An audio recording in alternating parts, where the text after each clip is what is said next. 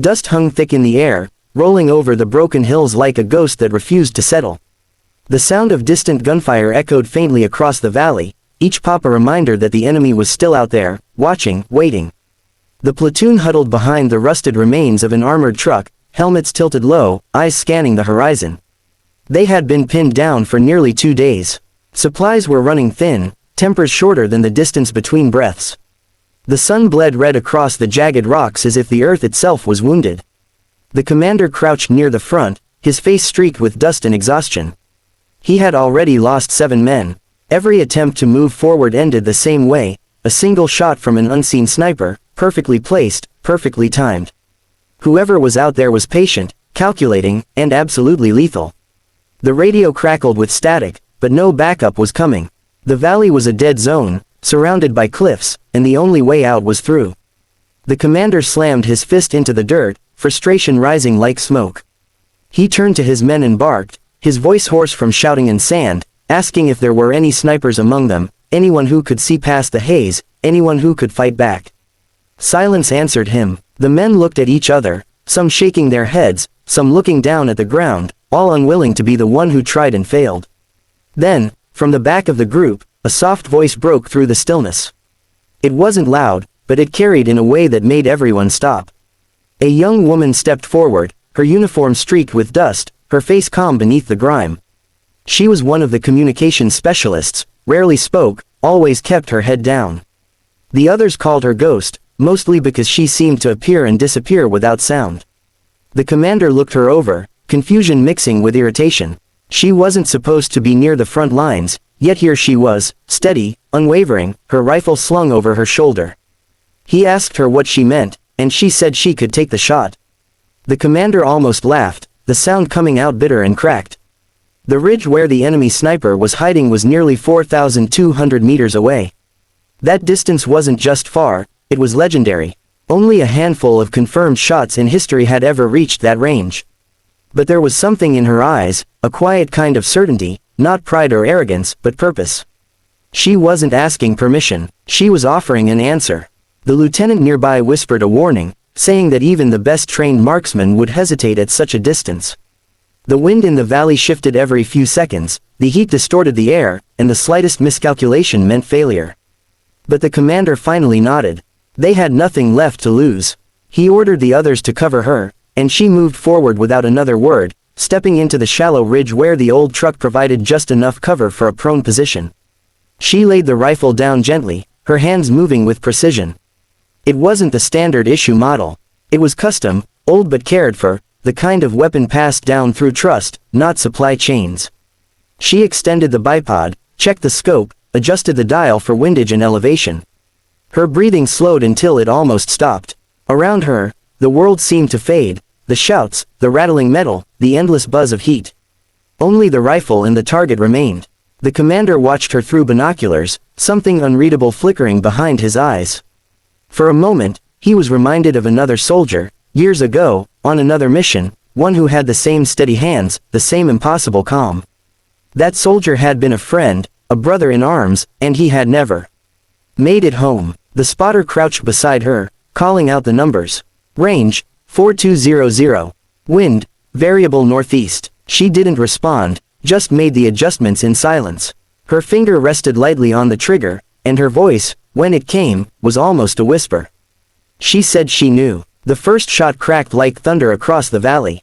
Everyone ducked instinctively, the sound rolling through the air like a storm breaking. Through the scope, the dust plume swirled, the bullet cutting a line so distant it seemed almost invisible.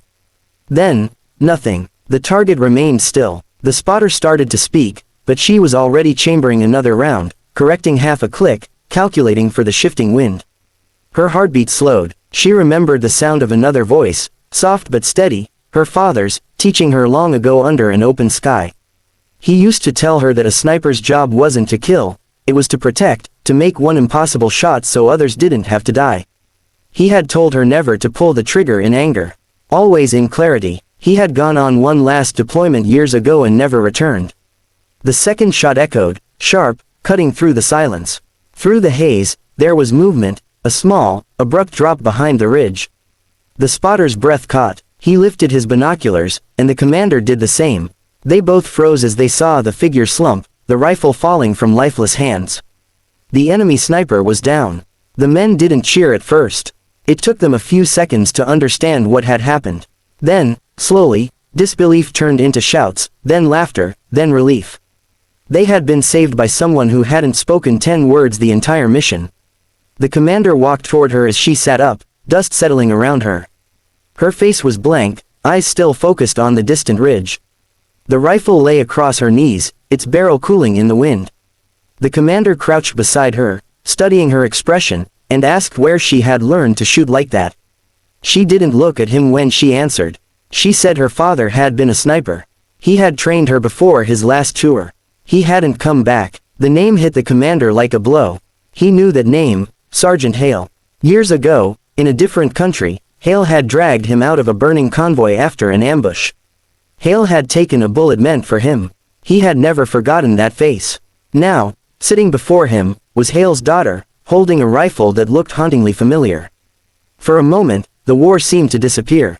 There was only the sound of the wind moving across the valley, whispering through the rocks. The commander's voice softened. He told her that her father had been a good man, one of the best. She nodded once, quietly, and said that he used to talk about him. The commander, when she was a kid, said he'd follow him anywhere. The commander felt his throat tighten, but he said nothing more. They moved out an hour later, finally able to cross the valley under the fading sun. The air felt lighter now, the burden of fear lifted. She walked near the rear of the group, her rifle slung over her shoulder, her steps silent as ever. The others looked at her differently now, not as the quiet radio operator but as something else, a legend in the making. That night, when the campfire burned low and the stars came out, the commander found her sitting apart from the others, cleaning her rifle with careful precision. He sat down beside her, neither speaking for a while. Finally, he said that what she did today would be remembered, not because of the distance, but because she never hesitated. She looked at the fire, her face illuminated in orange light, and said she hadn't done it for recognition. She did it so nobody else had to die like her father did, alone, unseen, but doing the right thing.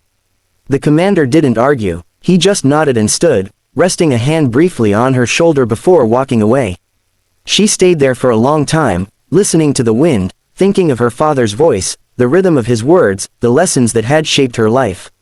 The news of the shot spread through the ranks faster than fire. By morning, people were already calling it the impossible shot, 4,200 meters, confirmed hit, recorded through the commander's scope. For some, it was a story about skill, for others, it was about courage. For her, it was something quieter, something that couldn't be explained with numbers or medals. It was about closure, for her father, for the memory of what he'd taught her, for the purpose that had kept her going all this time. When the mission ended, and the team was extracted, the commander handed in his report personally.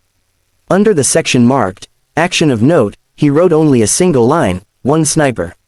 One shot, one miracle. Weeks later, in a quiet ceremony far from the battlefield, he saw her again, standing in her formal uniform, shoulders straight, eyes forward. They didn't exchange words, but when she looked at him, he could see her father's gaze in hers, steady, unflinching, clear.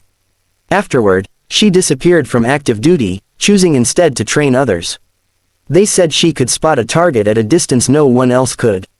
She never talked much, never took credit for the things she did. But every once in a while, when a new recruit asked her about that day, she would pause, smile faintly, and say it wasn't about the shot. It was about believing, for just a second, that something impossible could be done. The commander retired a few years later. On his desk, he kept a single bullet casing, the one she had given him the day they left the valley. Etched into its surface were the numbers 4,200, barely visible but enough to remind him of that moment, of that silence before the shot, of the girl who had changed everything without saying a word.